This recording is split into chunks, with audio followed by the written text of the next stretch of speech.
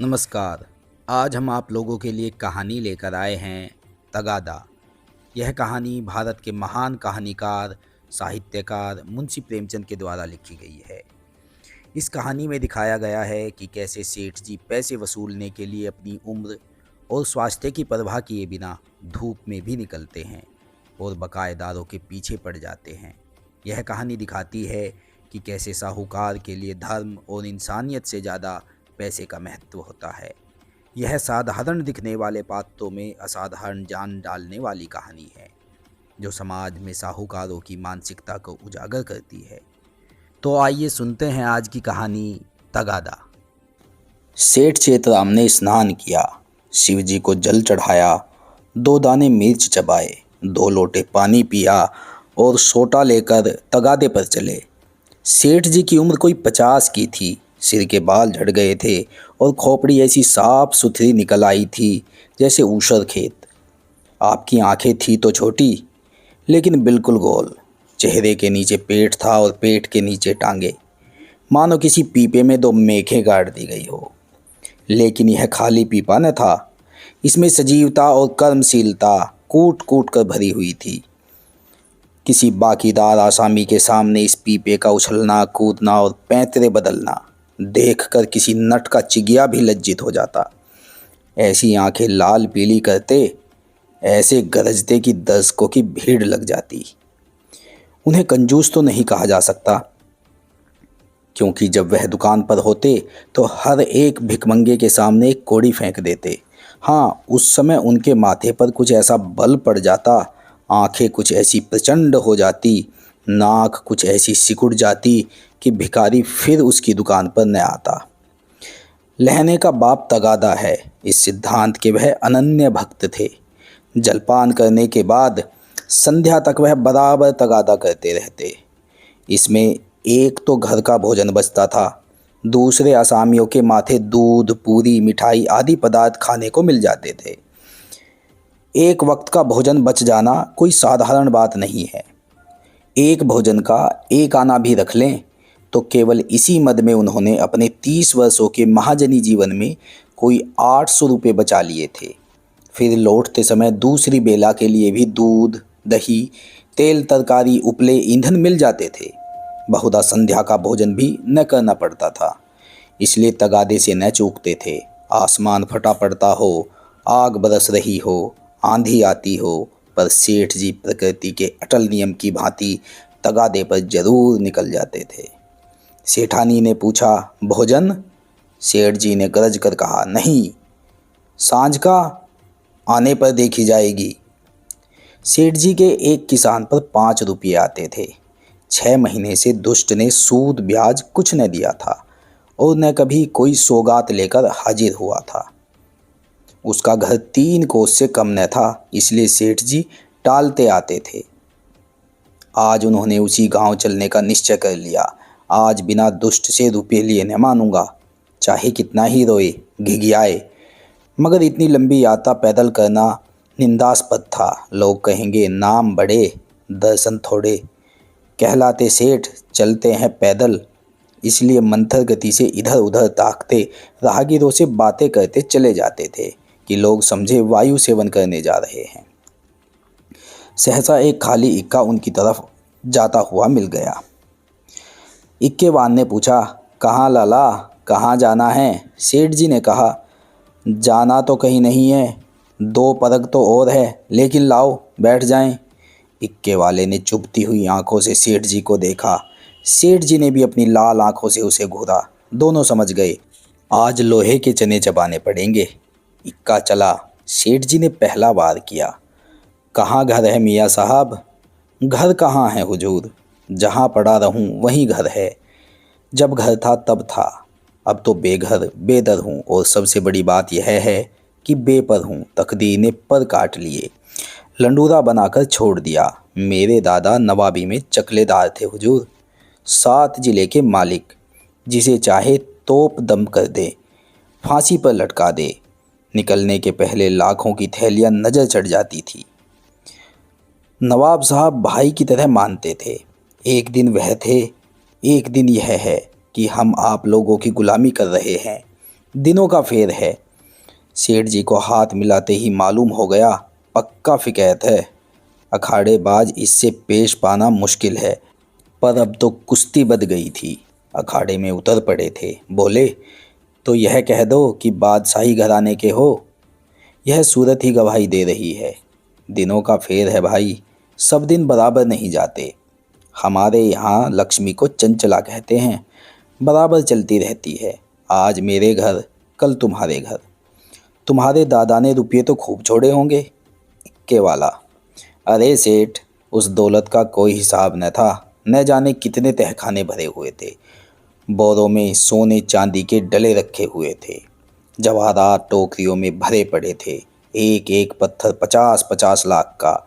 चमक दमक ऐसी थी कि चिराग मात। मगर तकदीर भी तो कोई चीज़ है। इधर दादा का 40वां हुआ, उधर नवाबी बुर्द हुई। सारा खजाना लुट गया। छकड़ों पर लाद लाद कर लोग जवाहरात ले गए। फिर भी घर में इतना बचा रहा था कि अब्बा जान ने जिंदगी भर ऐश किया, ऐसा ऐश किया कि क्या कोई भकवा करेगा। 16 कहारों के सुखपाल पर निकलते थे। आगे पीछे चौबदार दौड़ते चलते थे। फिर भी मेरे गुजर भर को उन्होंने बहुत छोड़ा। अगर हिसाब किताब से रहता तो आज भला आदमी होता। लेकिन रईस का बेटा रईस ही तो होगा। एक बोतल चढ़ाकर बिस्तर से उठता था। रात रात भर मुजरे होते रहते थे। क्या जानता था एक दिन यह ठोकरें खानी पड़ेगी। सेठ, अल्लाह मियाँ का शुक्र करो भाई कि ईमानदारी से अपने बाल बच्चों की परवरिश तो करते हो। नहीं तो हमारे तुम्हारे कितने ही भाई रात दिन कुकर्म करते रहते हैं, फिर भी दाने दाने को मोहताज रहते हैं। ईमान की सलामती चाहिए। नहीं, दिन तो सभी के कट जाते हैं। दूध रोटी खाकर कटे तो क्या, सूखे चने चबाकर कटे तो क्या। बड़ी बात तो ईमान है। मुझे तो तुम्हारी सूरत देखते ही मालूम हो गया था कि नीयत के साफ सच्चे आदमी हो। बेईमानों की तो सूरत से ही फटकार बरसती है। इक्के वाला, सेठ जी, आपने ठीक कहा कि ईमान सलामत रहे तो सब कुछ है। आप लोगों से 4 पैसे मिल जाते हैं, वही बाल बच्चों को खिला पिलाकर पड़ा रहता हूँ। हुजूर, और इक्के वालों को देखिए तो कोई किसी मर्ज में मुब्तला है, कोई किसी मर्ज में। मैंने तौबा बोला, ऐसा काम ही क्यों करे कि मुसीबत में फंसे। बड़ा कुनबा है हुजूर। माँ हैं, बच्चे हैं, कई बेवाएँ हैं और कमाई यही का है। फिर भी अल्लाह मियाँ किसी तरह निभाए जाते हैं। सेठ, वह बड़ा कारसाज है। खां साहब, तुम्हारी कमाई में हमेशा बरकत होगी। इक्के वाला, आप लोगों की मेहरबानी चाहिए। सेठ, भगवान की मेहरबानी चाहिए। तुमसे खूब भेंट हो गई। मैं इक्के वालों से बहुत घबराता हूँ, लेकिन अब मालूम हुआ अच्छे बुरे सभी जगह होते हैं। तुम्हारे जैसा सच्चा दीनदार आदमी मैंने नहीं देखा। कैसी साफ तबीयत पाई है तुमने कि वाह। सेठ जी की ये लच्छेदार बातें सुनकर इक्के वाला समझ गया कि यह महाशय परले सिरे के बैठकबाज हैं। यह सिर्फ मेरी तारीफ करके मुझे चकमा दिया चाहते हैं। अब और किसी पहलू से अपना मतलब निकालना चाहिए। इनकी दया से तो कुछ ले मरना मुश्किल है। शायद इनसे भय से कुछ ले मरूं। बोला, मगर लाला, यह न समझिए कि मैं जितना सीधा और नेक नज़र आता हूँ उतना सीधा और नेक हूँ भी। नेकों के साथ नेक हूँ, लेकिन बुरों के साथ पक्का बदमाश हूँ। यूँ कहिए आपकी जूतियाँ सीधी कर दूँ, लेकिन किराए के मामले में किसी के साथ रियायत नहीं करता। रियायत करूँ तो खाऊँ क्या। सेठ जी ने समझा था इक्के वाले को हत्थे पर चढ़ा लिया, अब यात्रा निर्विघ्न और निशुल्क समाप्त हो जाएगी। लेकिन यह आलाप सुना तो कान खड़े हुए। बोले, भाई, रुपए पैसे के मामले में मैं भी किसी से रियायत नहीं करता, लेकिन कभी कभी जब यार दोस्त का मामला आ पड़ता है तो झक मारकर दबना ही पड़ता है। तुम्हें भी कभी कभी बल खाना ही पड़ता होगा। दोस्तों से बेमुरवत तो नहीं की जाती। इक्के वाले ने रूखेपन से कहा, मैं किसी के साथ मुरवत नहीं करता। मुरवत का सबक तो उस्ताद ने पढ़ाया ही नहीं। एक ही चंचूल हूँ। मजाल क्या कि कोई 1 पैसा दबा ले। घरवाली तक को तो मैं 1 पैसा देता नहीं, दूसरों की बात ही क्या है। और इक्के वाले अपने महाजन की खुशामद करते हैं, उसके दरवाजे पर खड़े रहते हैं। यहाँ महाजनों को भी धता बताता हूँ, सब मेरे नाम को रोते हैं। रुपये लिए और साफ डकार गया। देखे अब कैसे वसूल करते हो बच्चा, नालिश करो, घर में क्या धरा है जो ले लोगे। सेठ जी को मानो जूड़ी चढ़ाई, समझ गए यह शैतान बिना पैसे लिए न मानेगा। जानते कि यह विपत्ति गले पड़ेगी तो भूल कर भी इक्के पर पाँव न रखते। इतनी दूर पैदल चलने में कौन से पैर टूट जाते थे। अगर इस तरह रोज पैसे देने पड़े तो फिर लेन देन कर चुका। सेठ जी भक्त जीव थे। शिव जी को जल चढ़ाने में जब से होश संभाला एक नागा भी न किया। क्या भक्त वत्सल शंकर भगवान इस अवसर पर मेरी सहायता न करेंगे। इष्ट देव का सुमरन करके बोले, खां साहब और किसी से चाहे न दबो, पर पुलिस से तो दबना ही पड़ता होगा, वह तो किसी के सगे नहीं होते। इक्के वाले ने कहा, मारा कभी नहीं, उनसे उल्टे कुछ न कुछ वसूल करता हूँ। जहाँ कोई शिकार मिला झट सस्ते भाड़े बैठाता हूँ और थाने पर पहुँचा देता हूँ। किराया भी मिल जाता है और इनाम भी। क्या मजाल की कोई बोल सके। लाइसन नहीं लिया आज तक, लाइसन मजे में सदर में इक्का दौड़ाता फिरता हूँ। कोई साला चू नहीं कर सकता। मेले ठेलों में अपनी खूब बनाती है। अच्छे अच्छे माल चुनकर कोतवाली पहुँचाता हूँ। वहाँ कौन किसी की दाल गलती है। जिसे चाहे रोक ले। 1 दिन 2 दिन 3 दिन 20 बहाने हैं। कह दिया शक था कि यह औरत को भगाए लिए जाता था। फिर कौन बोल सकता है। साहब भी छोड़ना चाहे तो नहीं छोड़ सकते। मुझे सीधा न समझिएगा, एक ही हरामी हूँ। सवारियों से पहले किराया तय नहीं करता। ठिकाने पर पहुंचकर 1 के 2 लेता हूँ। जरा भी ची चपड़ किया तो आस्तीन चढ़ा पैंतरे बदल कर खड़ा हो जाता हूँ। फिर कौन है जो सामने ठहर सके। सेठ जी को रोमांच हो आया। हाथ में एक सोटा तो था, पर उसका व्यवहार करने की शक्ति का उनमें अभाव था। आज बुरे फंसे, न जाने किस मनहूस का मुंह देखकर घर से चले थे। कहीं यह दुष्ट उलझ पड़े तो 10-5 दिन हल्दी सौंठ पीना पड़े। अब से भी कुशल है यहाँ उतर जाऊं, जो बच जाए वही सही। भीगी बिल्ली बनकर बोले, अच्छा अब रोक लो खां साहब, मेरा गांव आ गया, बोलो तुम्हें क्या दे दूं। इक्के वाले ने घोड़ी को एक चाबुक और लगाया और निर्दयता से बोला, मजूरी सोच लो भाई, तुमको न बैठाया होता तो 3 सवारियां बैठा लेता। तीनों 4-4 आने भी देते तो 12 आने हो जाते, तुम 8 ही आने दे दो। सेठ जी की बधिया बैठ गई। इतनी बड़ी रकम उन्होंने उम्र भर इस मद में नहीं खर्च की थी। इतनी सी दूर के लिए इतना किराया वह किसी तरह न दे सकते थे। मनुष्य के जीवन में ऐसा अवसर भी आता है जब परिणाम की उसे चिंता नहीं रहती। सेठ जी के जीवन में यह ऐसा ही अवसर था। अगर आने दो आने की बात होती तो खून का घूंट पीकर दे देते, लेकिन 8 आने के लिए जिसका द्विगुण 1 कलदार होता है, अगर तू मैं ही नहीं हाथापाई की नौबत भी आए तो वह करने को तैयार थे। यह निश्चय करके वह दृढ़ता के साथ बैठे रहे। सहसा सड़क के किनारे एक झोंपड़ा नजर आया। इक्का रुक गया। सेठ जी उतर पड़े और कमर से एक दुअन्नी निकालकर इक्केवान की ओर बढ़ाई। इक्केवान ने सेठ जी के तेवर देखे तो समझ गया ताव बिगड़ गया। चाशनी कड़ी होकर कठोर हो गई। अब यह दांतों से लड़ेगी। इसे चुबल कर ही मिठास का आनंद लिया जा सकता है। नम्रता से बोला, मेरी ओर से इसकी रेवड़िया लेकर बाल बच्चों को खिला दीजिएगा, अल्लाह आपको सलामत रखे। सेठ जी ने एक आना और निकाला और बोले, बस अब जबान न हिलाना, 1 कौड़ी भी बेसी न दूंगा। इक्के वाला, नहीं मालिक, आप ही ऐसा कहेंगे तो हम गरीबों के बाल बच्चे कहाँ से पलेंगे।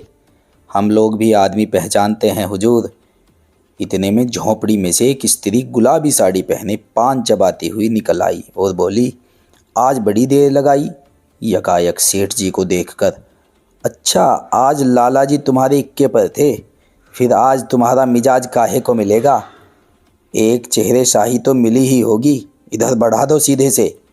यह कहकर वह सेठ जी के समीप आकर बोली, आराम से चरपाए पर बैठो लाला, बड़े भाग थे कि आज सवेरे सवेरे आपके दर्शन हुए।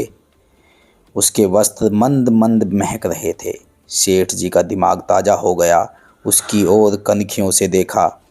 औरत चंचल, बाकी कटीली, तेज तर्रार थी। सेठानी जी की मूर्ति आंखों के सामने आ गई। भद्दी, थल थल, पिल पिल, पैरों में बेवाएं फटी हुई, कपड़ों से दुर्गंध उड़ती हुई। सेठ जी नाम मात्र को भी रसिक न थे, पर इस समय आंखों से हार गए।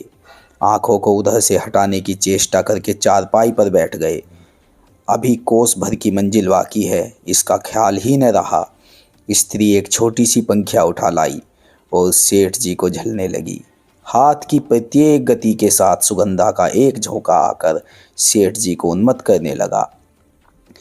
सेठ जी ने जीवन में ऐसा उल्लास कभी अनुभव न किया था। उन्हें प्राय सभी घृणा की दृष्टि से देखते थे। चोला मस्त हो गया। उसके हाथ से पंखिया छीन लेनी चाहिए। तुम्हें कष्ट हो रहा है, लाओ मैं झल लूँ। यह कैसी बात है लाला जी, आप हमारे दरवाजे पर आए हैं, क्या इतनी खातिर भी न करने दीजिएगा? और हम किस लायक हैं? इधर कहीं दूर जाना है? अब तो बहुत देर हो गई, कहाँ जाइएगा? सेठ जी ने पापी आंखों को फेर कर और पापी मन को दबाकर कहा, यहाँ से थोड़ी दूर पर एक गांव है, वहीं जाना है। सांझ को इधर से ही लौटूंगा।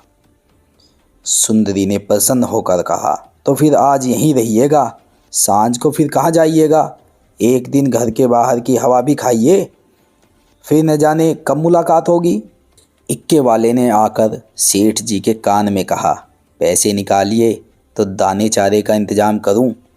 सेठ जी ने चुपके से अठन्नी निकाल कर दे दी। इक्के वाले ने फिर पूछा, आपके लिए कुछ मिठाई लेता आऊं? यहाँ आपके लायक मिठाई तो क्या मिलेगी, हाँ मुंह मीठा हो जाएगा।